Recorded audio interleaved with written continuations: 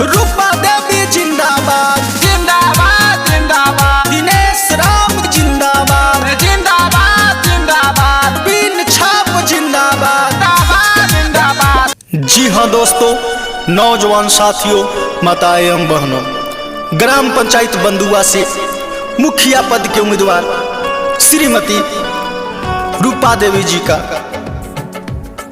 चुनाव चिन्ह दूरबीन छाप क्रमांक संख्या 5 पर मोहर लगाकर भारी से भारी मतों से विजयी बनावे।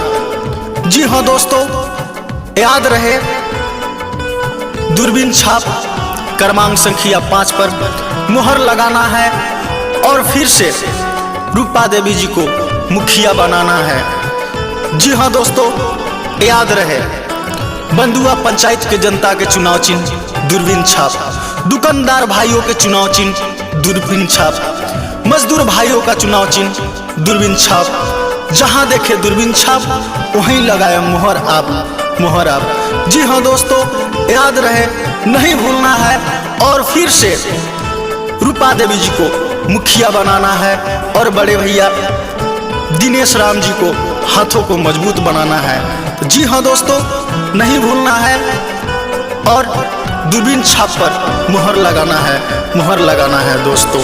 धन्यवाद।